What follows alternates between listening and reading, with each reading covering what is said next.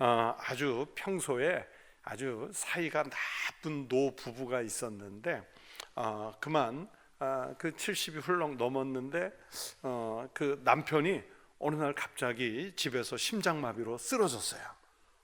그래서 긴급하게 병원으로 이송을 했는데 의사가 그 진료를 하더니 별세하셨습니다. 그런 거예요. 별세하셨습니다. 그러면 이제 우리가 잘 알잖아요. 별세 판정을 의사가 이렇게 사망 판정을 내리면 이제 안치실로 이렇게 끌고 가잖아요. 그 안치실로 밀고 가는데 이 끌려가는 그 침대 위에서 이 영감님이 갑자기 눈을 뜨는 거예요. 눈을 떠가지고 나 살았다고. 근데 이제 다 묶여 있으니까 이렇게 말을 할 수가 없으니까 그 옆에 따라가는 자기 부인한테 나 살았다고 막 그러는데 이 할머니가 당신 의사가 죽었대잖아. 그러는 거예요. 그러니까 아니 그래도 나 살았다고. 그러니까 이 말을 탁 치면서 의사가 죽었대니까 그러고서는 그냥 안치실에 넣어버렸대요. 여러분 이게 이제 웃자고 한 얘기지만 이런 집 많을 거예요. 그렇죠? 저 우리 집 얘기네. 그 많은 사람들이 간대는데 우리 남편은 가지도 않아. 도대체 몇 년 더 살고 속 썩이려고 그래 하는 집들이 있을 거예요. 여러분 그런 집은 이거 뭐 같이 살고는 있지만 지옥이죠. 이 집이 안 사는 이만 못한 집들 있단 말이에요.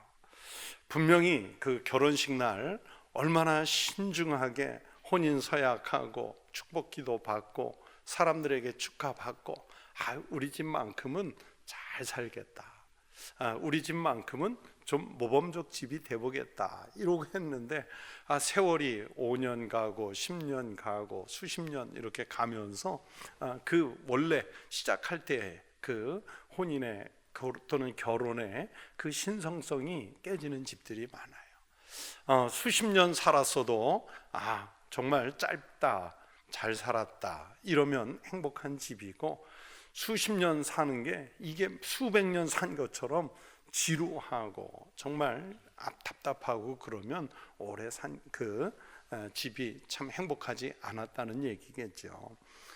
저도 이제 결혼한 지가 벌써 35년 이렇게 5, 6년 지나고 나니까 3, 4일 지난 것처럼 짧게 산 것 같아요.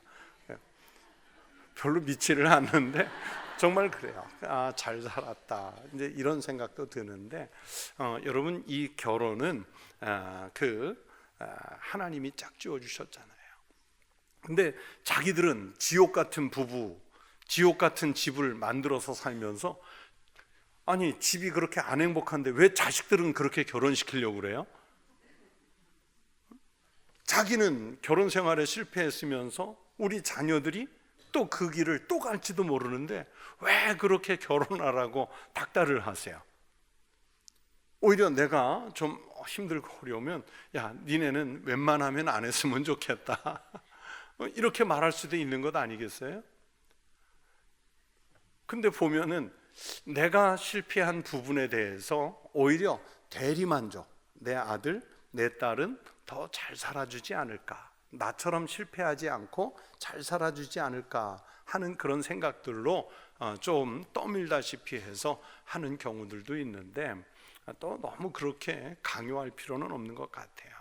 그 아이들의 인생이니까 자기들이 선택할 수 있게 좀 맡겨주고, 또 그러면서 정말 결혼한다고 하면 하나님 앞에서 잘 살도록, 행복할 수 있도록, 온전한 가정이 이룰 수 있도록 잘 조언해주는 이런 것들이 참 필요하겠죠. 그런데 왜 결혼 얘기부터 했냐면 오늘 1절부터 12절까지가 첫 번째 단락이 하나님께서, 예수님께서 바로 이 부부의 관계, 결혼의 관계를 말씀하셨기 때문입니다. 그리고 두 번째는 13절부터 16절까지는 예수님께서 어린아이를 불러 세우시고 축복기도 하시는 이런 내용으로, 어떻게 보면 가정 또는 가족이라는 이 흐름으로 오늘 본문이 구성되어 있습니다. 말씀드린 대로 첫 번째 1절부터 12절에는 부부와 가정의 이야기인데, 이 부부와 가정은 하나님께서 세워가시도록 맡겨야 함을 말씀해 주신 거예요. 오늘 본문의 설명을 읽어보면 바리새인들이 늘 언제나 예수님을 꼬투리 잡으려고 따라다니면서 언쟁, 시비를 걸지 않습니까? 이 바리새인들이 오늘 본문에서도 예수님을 시험해서 꼬투리를 잡으려고 질문을 했는데, 그런데 그 질문의 내용이 결혼의 문제예요. 2절 말씀에 바리새인들이 예수께 나와 그를 시험하여 묻되 사람이 아내를 버리는 것이 옳으니까. 여러분, 예수님, 이 사람들은 지금 예수님에게 우리가 아내가 있는데 그 아내를 버려도 괜찮겠습니까? 이런 질문을 한 거예요. 그랬더니 예수님이 대답하실 때, 여러분, 이스라엘 사람들은 절대적으로 믿는, 그리스도가 오기 전까지는 그 그리스도의 역할을 대신할 그 절대적인 사람이 누구냐면 모세란 말입니다. 모세를, 그들이 절대적으로 믿는 모세를 이 논쟁으로 예수님께서 끌어들이는 거예요. 뭐라고 말씀하십니까? 3절에 보니까 대답하여 이르시되 모세가 너희에게 어떻게 명하였느냐, 이렇게 물으세요. 그들은 모세의 율법을 잘 알고 있어요. 더군다나 바리새인들은요, 이 모세 오경, 그리고 모세 오경에 살을 붙인 그들의 전통에 따른 율법을 너무 잘 알고 있기 때문에 이들이 대답을 하지요. 신명기 24장 1절에 이런 말씀이 있습니다. 모세가 한 말이에요. 사람이 아내를 맞이하여 데려온 후에 그에게 수치되는 일이 있음을 발견하고 그를 기뻐하지 아니하면 이혼 증서를 써서 그의 손에 주고 그를 자기 집에서 내보낼 것이요. 하나님이 주신 율법을 모세가 이렇게 선언했단 말이에요. 자, 이 신명기 24장, 물론 다른 데도 또 여러 군데 말씀이 있는데 이 신명기 24장 1절을만 가지고 설명을 드리면, 자, 사람이, 여기서 남자를 말하는 거야. 남자가 아내를 맞이해서 집에 데려왔는데 그에게 수치되는 일이 있다 그랬어요. 이 여성으로서 가지지 말아야 할 무슨 수치스러운 일을, 뭐 간음이든 뭐 이런 일이겠죠, 했을 때 그게 발견되면 용서할 수 있으면 데리고 살면 되는 거예요. 그런데 그를 기뻐하지 아니하면 그랬어요. 자기가 데리고 살기에 마음이 너무 좀 찝찝하단 말이에요. 불편하단 말이에요. 그럴 때 어떻게 하느냐? 이혼 증서를 정식으로 써서 손에 들려주고 집에서 내보내라. 그렇게 이제 모세가 율법으로 가르쳤어요. 그래서 이 말씀의 근거에서 예수님이 4절에 이렇게 답이 나오죠. 예수님이 아니라 바리새인들이 이제 예수님이 모세가 뭐라고 했더냐 하고 질문을 하니까 이르되 모세는 이혼 증서를 써주어 버리기를 허락하였나이다, 이렇게만 대답해요. 그러니까 모세가 한 말을요 딱 잘라가지고 자기네 편리한 대답만 한 거예요. 여러분, 요새 텔레비전에서 무슨 예능 프로가 됐든 혹은 다큐멘터리가 됐든 악마의 편집이라는 게 있지요. 나는 이런 의도로 얘기한 게 아니라 선하게 조리 있게 얘기했는데 그 방송을 편집하는 기자나 혹은 PD들이 막 이 말 저 말은 다 잘라내고 마치 나쁘게 얘기한 것처럼 딱 잘라서 방송에 내보내면 내가 한 의도랑 관계없이 아주 무슨 죽일 놈 된 것처럼 그렇게 방송으로 나오는 경우들이 있어요. 그런데 지금 이 바리새인들은 감히 하나님의 말씀, 그리고 그들이 절대적으로 믿고 있는 모세가 한 말씀도 아내를 데려온 후에 수치되는 일이 있음을 발견하면 내보낼 수 있는데 이혼 증서를 써서 내보내줄 수 있다고 얘기를 했는데 그들은 뭐라 그래요? 예수님이 모세가 너희에게 어떻게 명하였느냐 이 질문을 했더니 모세는 이혼 증서를 써주어 버리기를 허락하였나이다. 이 대답만 듣고 나면 내 마음에 들지 않으면 언제든 여인에게 수치가 발견되지 않아도 내보낼 수 있다는 얘기처럼 보이잖아요. 이렇게 그들은 율법까지도요 자기네들 편리한 대로 이용해 먹는 거예요. 이용해 먹는 거예요. 고르반 그래가지고 부모 섬기기 싫으면 내 재산, 내 물질은 하나님께 드림이 되었기 때문에 꺼내 쓸 수 없습니다.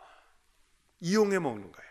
하나님을 이용해 먹고 모세를 이용해 먹고 율법을 이용해 먹는 거예요. 지금 이 본문에서도 그렇게 하고 있어요. 사실 이스라엘이라는 나라가 매우 가부장적인 사회 아니겠습니까? 더군다나 바리새인이나 사두개인이나 이런 정도 되면 훨씬 더 가부장적이에요. 그런 가부장적인 사회에 지금 예수님 당시에 또 막 물밀듯이 파도처럼 들어오고 있는 문화가 어디냐면 로마 문화란 말입니다. 여러분, 로마는요 매우 이스라엘보다도 훨씬 더 가부장적이면 가부장적이었지 덜하지 않아요. 정말 로마의 문화는, 특히 이 가정의 성문화는요 이 강대상에서 얘기하기가 부끄럽고 민망할 정도여서 입에 올릴 수가 없어요. 그렇기 때문에 얼마든지 남자가 원하지 않으면 자기 아내 버릴 수 있어요. 버리고 또 드릴 수 있고, 버리고 또 드릴 수 있고, 그래요. 그런 그 타락한 로마의 문화가 지금 이리로 막 유입이 되고 있었단 말입니다. 그래서 어떤 명분도 없이 아내를 버리려고 시도하는 사람들이 많아지고 있는 사회가 지금 이스라엘 사회란 말이에요. 그래서 예수님은 이들의 질문의 의도를 알고 그것을 막으려고 하나님의 뜻을 따라서 한 건전한 가정까지 훼손되는 것을 막으려고 예수님이 대답하십니다. 그래서 그들이 질문하는 의도를 파악하신 거죠. 함부로 아내를 명분도 없이 버리는 그들의 의도를 파악하시고 5절에 뭐라고 예수님 말씀하세요? 너희 마음이 완악함으로 말미암아. 지금 예수님께 이 질문을 하는 의도 자체가 아주 나쁜 마음을 갖고 그 질문을 하고 있는 것입니다. 즉 아내가 잘못한 것이 없어도 자기 마음에 안 든다고 버리려는 시도를 하는 경우들이 많았기 때문에 그렇게 하면 안 된다는 것을 예수님께서 처음 창조 때 말씀까지 끌어들여서 오늘 본문에서 답을 주시고 있는데, 이 답은 이 창조 그 질서뿐만 아니라 예수님 당시에도 해당이 됐고 이 성경의 말씀을 읽는 오늘날의 우리 그리스도인들에게도 당연히 적용이 되는 말씀을 주시는 거예요. 그래서 예수님의 말씀을 가지고 이렇게 말씀을 생각해 보면 그 첫 번째는 하나님의 창조의 원리는 뭐냐? 첫 번째, 하나님 창조의 원리는 하나님은 사람을 창조하실 때 남자와 여자, 여자와 남자로 창조하셨다는 사실입니다. 결혼은요, 그러면서 한 남자와 한 여사, 한 남성과 여성, 이런 각각의 다른 성별을 가진 이런 사람의 결합이 결혼이라는 것을 예수님이 말씀해 주시고 확증하시는 거예요. 오늘날 동성 결혼이 합법화되는 나라들이 있습니다. 또는 제3의 성을 주장하는 사람들이 있어요.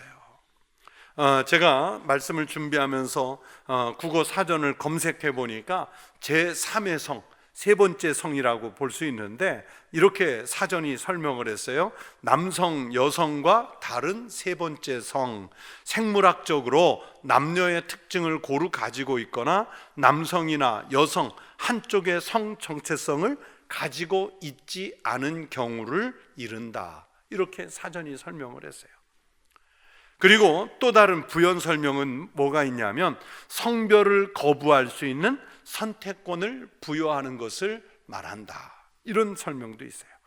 그래서 결국 이 사전, 국어 사전들의 설명은 뭐냐면 세 번째 성이라 해서 제3의 성이 아니라 사회적 성별, 사회적 성은 남성, 여성 이렇게만 돼 있잖아요. 여러분 주민등록증을 피면은 남성은 1번, 여성은 2번으로 시작하지 않습니까?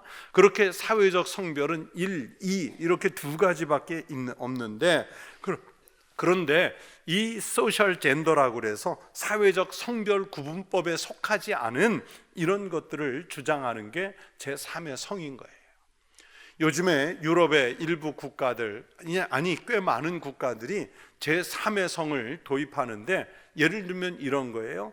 1세부터 18세까지는 성을 자기 호적 등본 같은데 자기 성을 기입하지 않아요.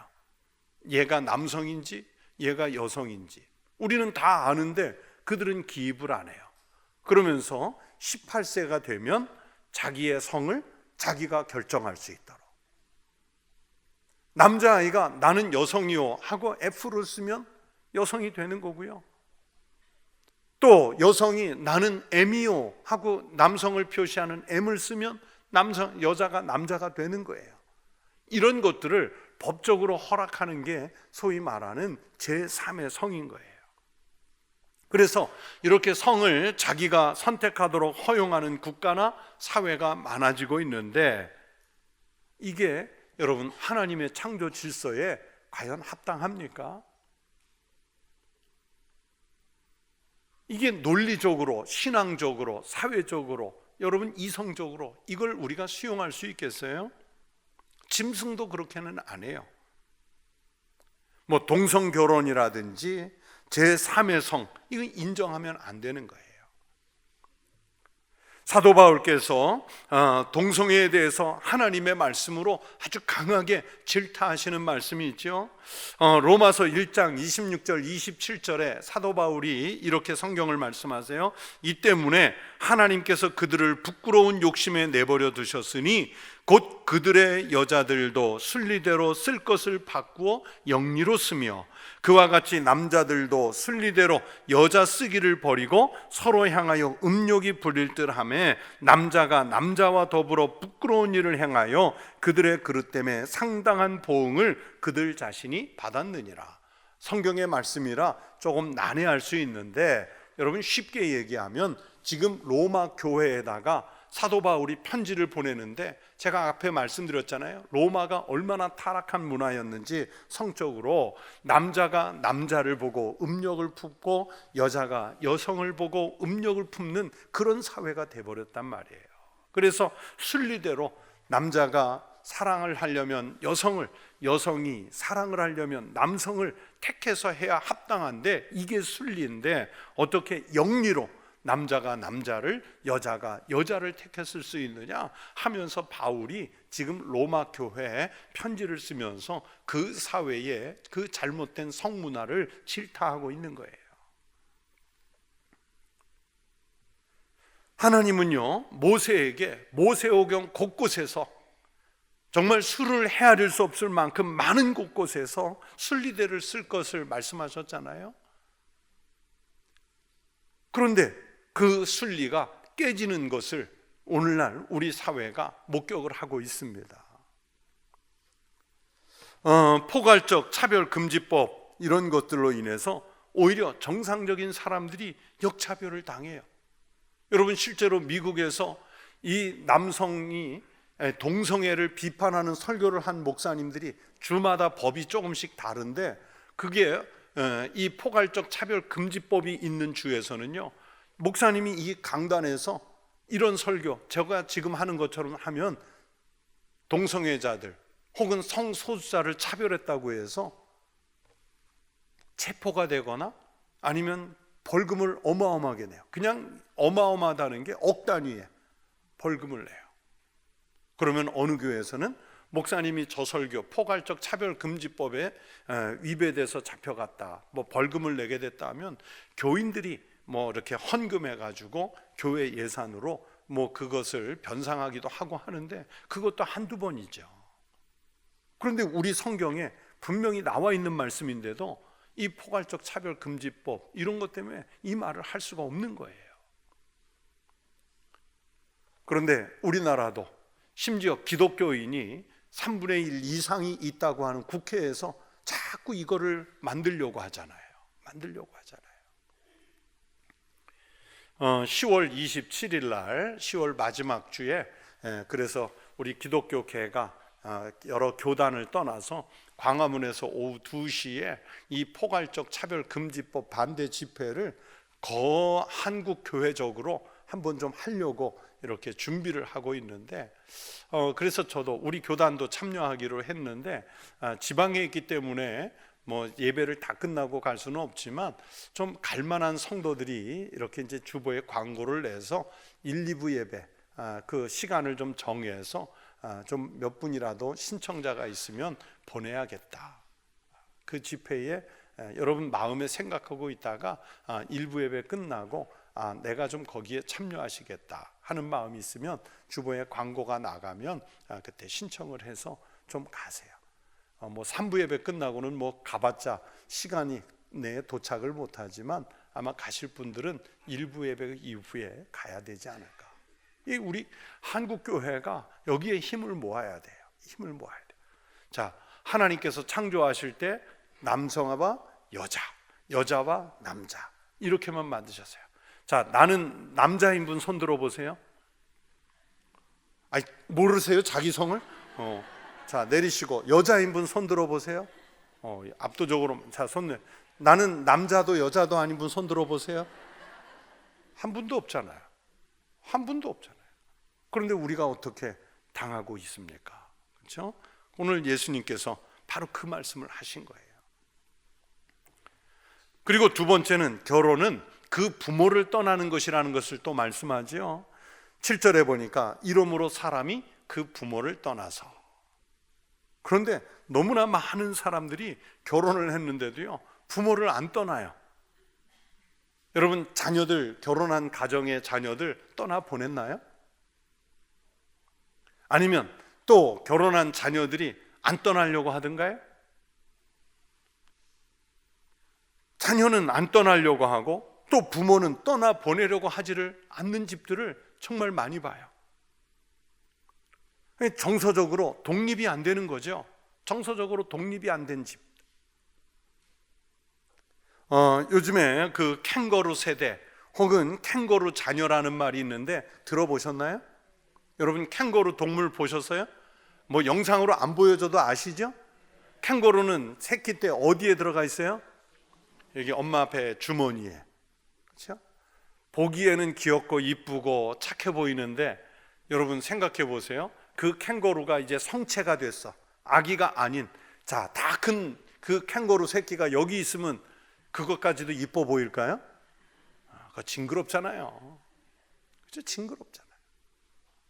이제 그만큼 커서 자기가 두 발로 깡충깡충 사람처럼 걸어 뛸 수 있는 그 캥거루가 되면 엄마 뱃속에 주머니에서 나와서 독립을 해야 되잖아요. 그게 자연의 법칙이죠.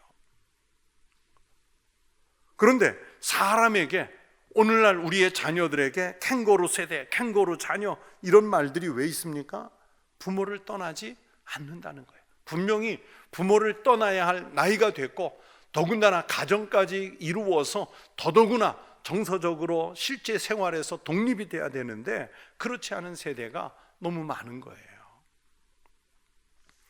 이미 장성에서 독립을 해도 될 만한 연령이 됐고 또 그러면서 각각 사회적 책임을 갖고 살아야 될 그런 연령이 됐는데 못 떠나는 거예요.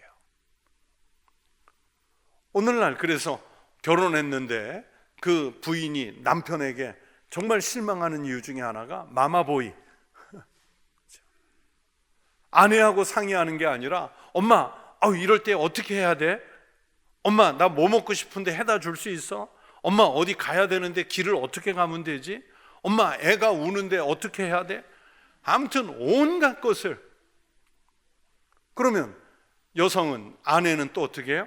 친정엄마에게 불붙어가지고 엄마 우리 남편이요, 우리 애들이요, 우리 시아버지가, 우리 시어머니가 온갖 것을 끌어다가 또 친정과 상의를 해요.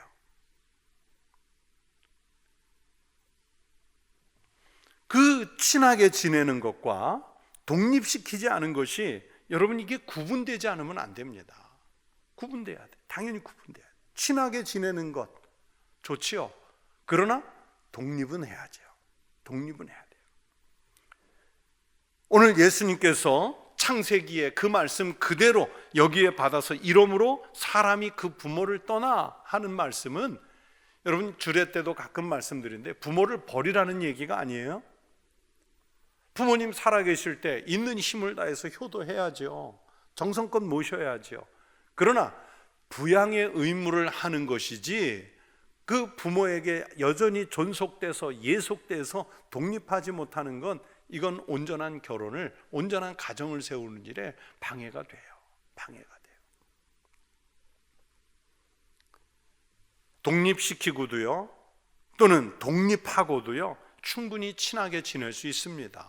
친하게 지낼 수 있어요.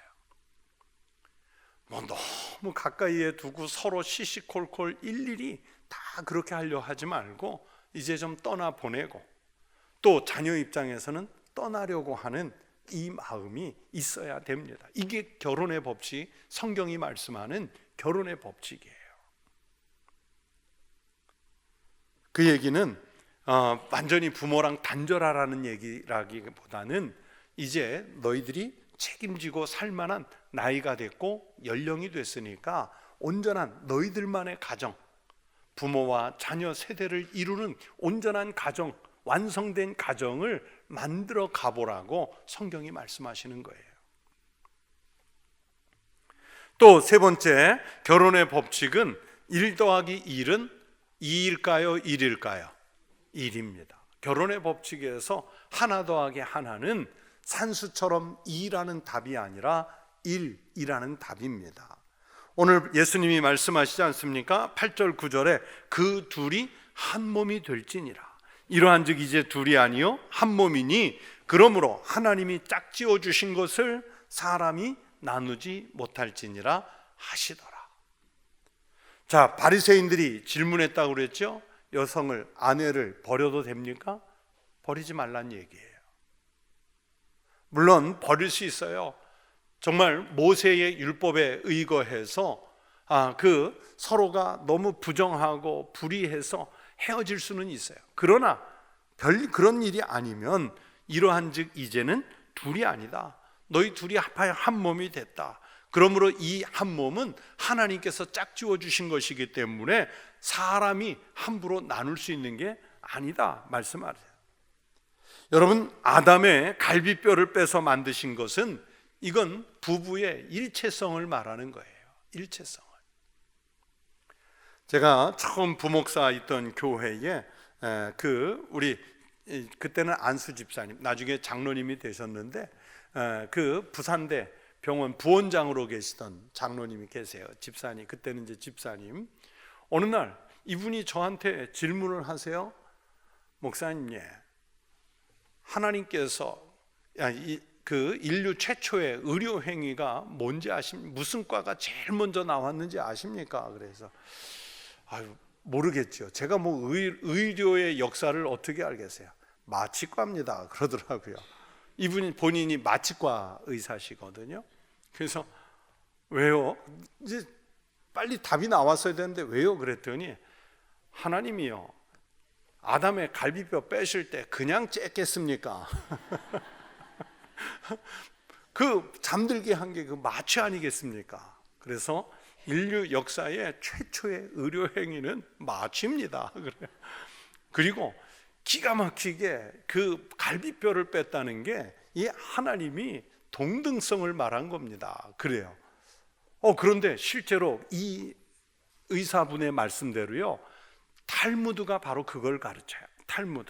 탈무드에서 뭐라고 하냐면, 그 아담의 머리뼈로 만들지 않은 것은 지배하지 말라는 뜻이고, 다리뼈로 만들지 않은 것은 다리 아래에 놓여서 지배당하지 말라는 뜻이다.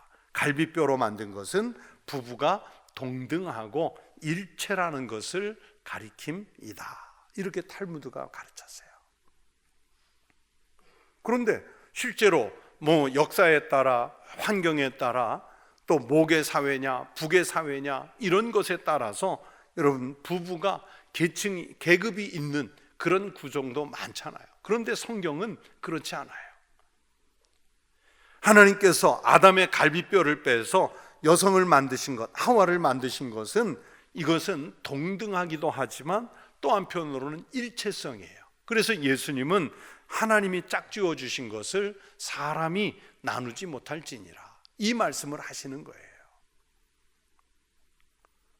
그런데도 11절 12절에서 그렇게 만약 흠결이 없는데도 남편이 아내를 버리고 아내가 남편을 버리는 것은 그냥 한번 버린 것으로서 끝나는 게 아니라 간음을 행하는 것이라고 예수님 말씀하시잖아요.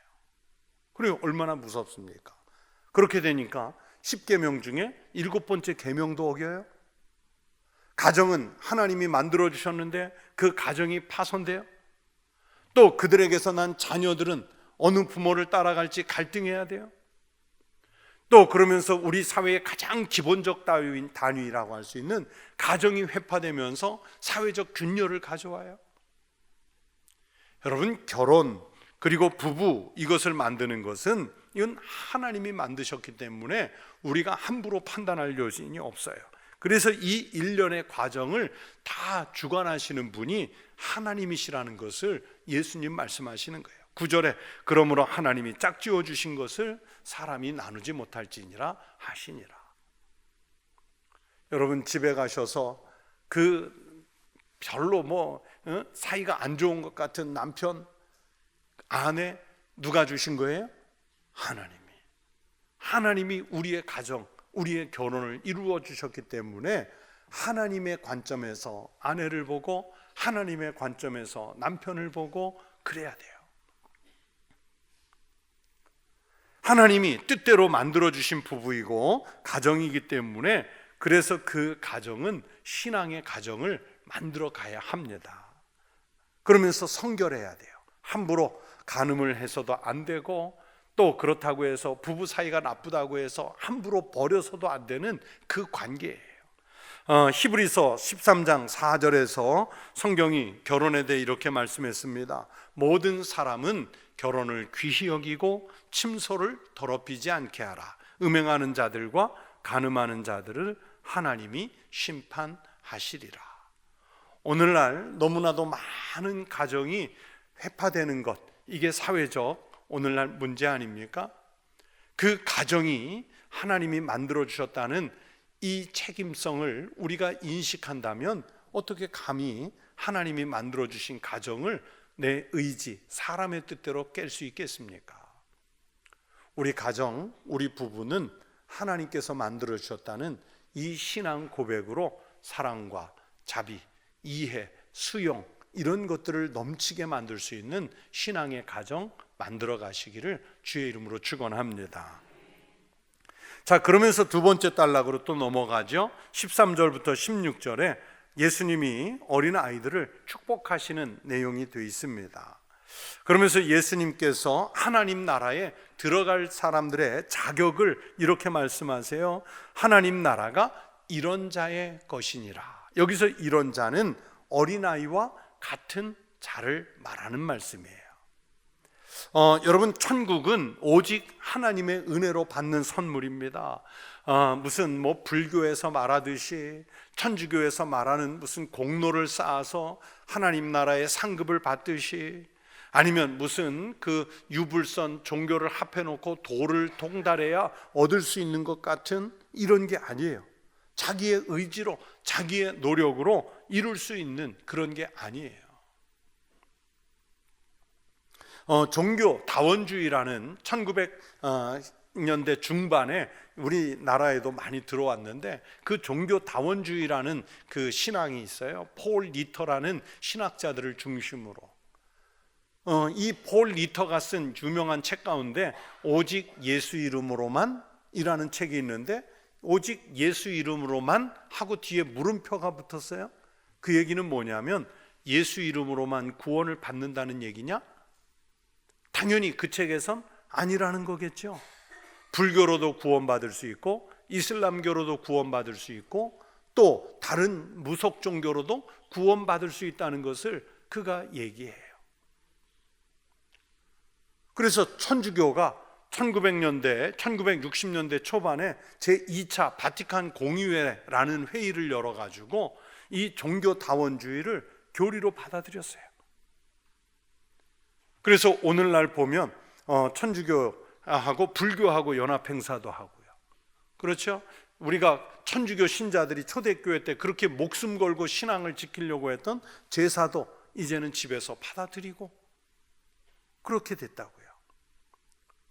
그러면서 종교를 가지고 있으면 익명의 그리스도인, 이름이 감추어진 익명의 그리스도인, 이 사회에, 이 시대에 내가 비록 그리스도인은, 교회를 다니는 기독교인은 아니지만 선하고 착하게 사는 그런 사람들을 익명의 그리스도인, 아니면 이 사회에 무슨 유익을 끼칠 수 있는 선한 공동체, 단체를 만들면 거기에 교회의 요소가 있기 때문에 익명의 교회, 이런 것들을 가톨릭이 주장을 해요. 그런데 실제로 그럴까요? 다른 종교가 우리 이 기독교의 교리와 합치될 수 있나요? 우리 기독교는 이것을 받아들이지 않기 때문에 세상 사람들이 다른 종교가, 봐라, 천주교가 훨씬 더 포용성이 있고 수용성이 있지 않냐, 기독교인들 참 독선적이다, 독단적이다 그러는데, 우리는 독선적이고 독단적인 게 아니라 오직 예수 그리스도 이름 외에는 구원을 받을 만한 다른 이름을 우리에게 주신 일이 없다 그랬잖아요. 없다 그랬죠. 예수 이름 외에는 구원받을 이름이 없어요. 그런데 우리가 무슨 도 닦아서 산에 올라가 구원을 받는 것이 아니라 예수 그리스도가 하나님이시면서도 말씀이 육신이 돼서 우리에게 성육신하시고 십자가에서 보혈을 흘려주심으로, 그리고 그 죽음의 권세를 이기고 부활하심으로 이것을 믿는 자들에게 그런 구원을 허락해 주시는 거예요.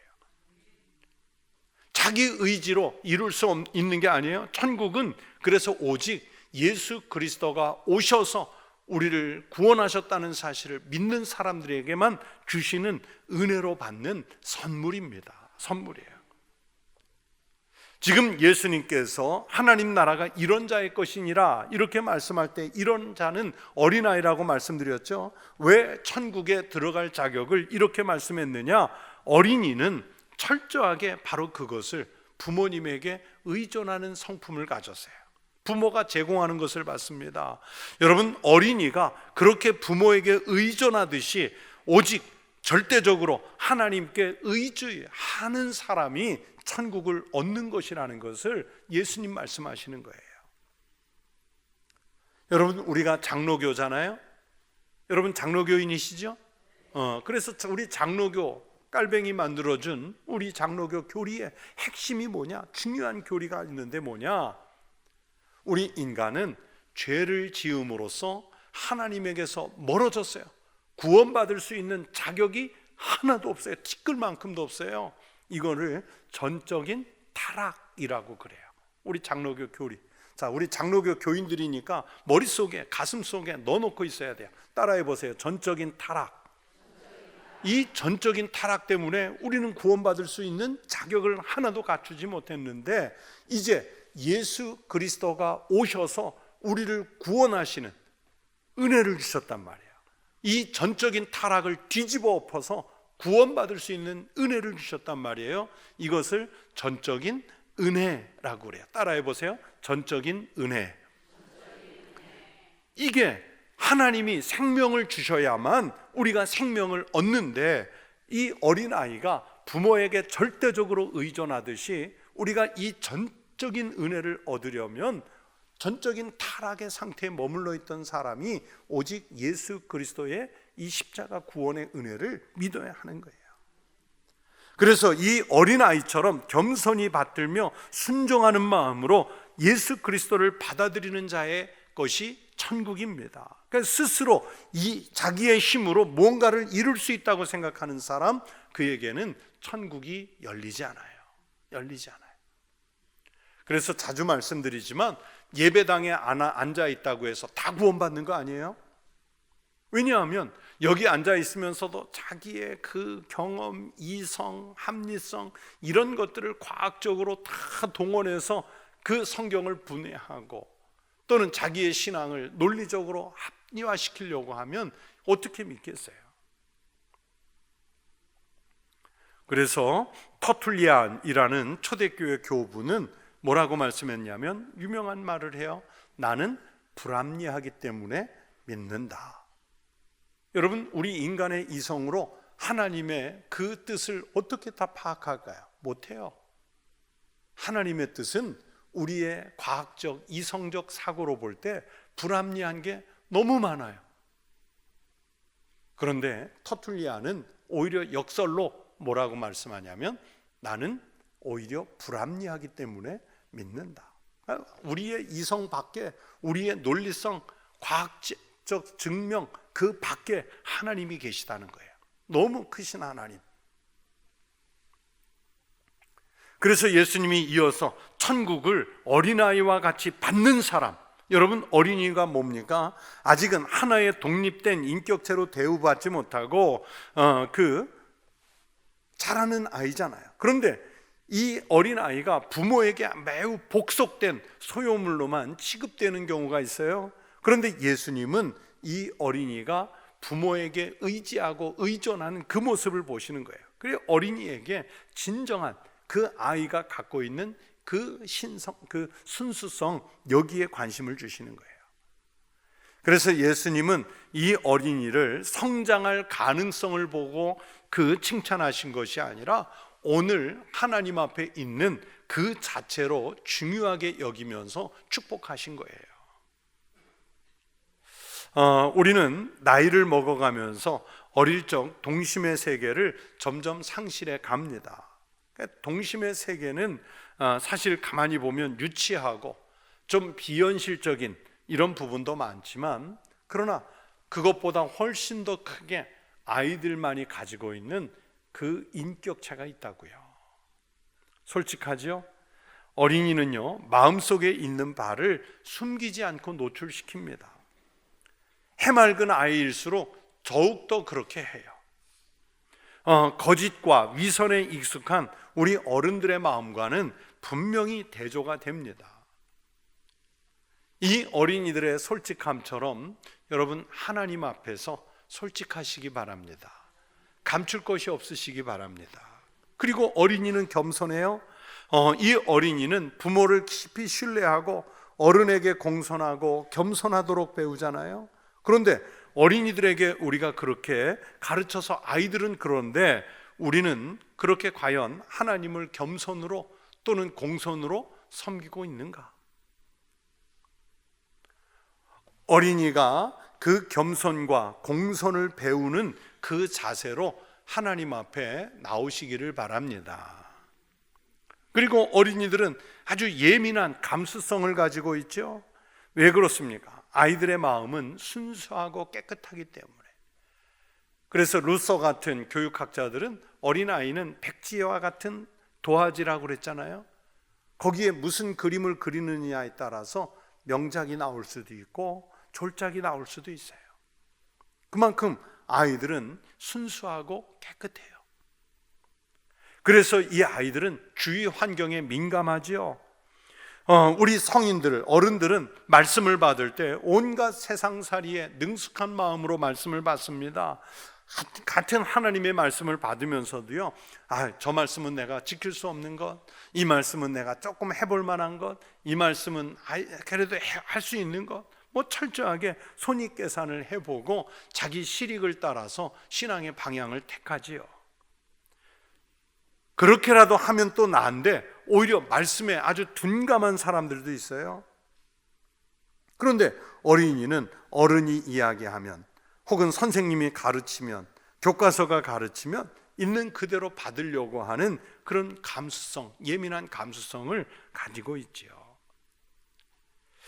엘리야 선지자가 아합과 이세벨에게 쫓겨서 호렙산에 숨어 있을 때 하나님의 음성을 듣는데 무슨 큰 우레소리에서 하나님의 음성을 듣습니까? 급하고 강한 바람 같은, 정말 큰 사람을 날리고 바위를 날릴 것 같은 그 바람 소리에서 하나님 음성을 듣습니까? 아니잖아요. 그가 아주 영적으로 민감한 상태에서 누군가에게도 들리지 않을 것 같은 아주 미세한 소리 가운데 하나님의 음성을 듣지 않습니까? 무슨 뜻입니까? 그만큼 하나님 앞에서 영적으로 예민하고 민감한 마음을 갖추었다는 것을 말하지요.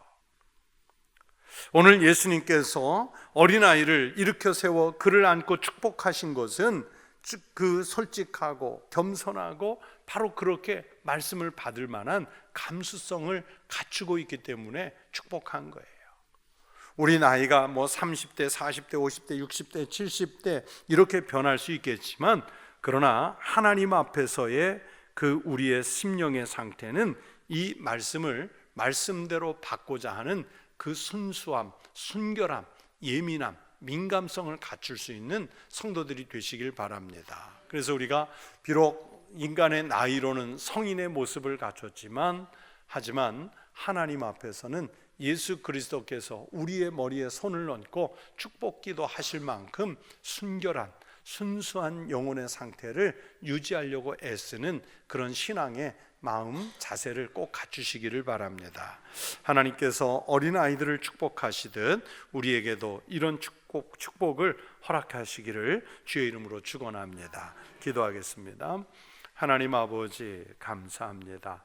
우리는 하나님의 뜻대로 하나님께서 짝지어 주셔서 가정을 이룰 수 있게 하시고, 부모가 되어 자녀를 둘 수 있게 하시고, 또 후손들을 둘 수 있는 복을 주셔서 감사합니다.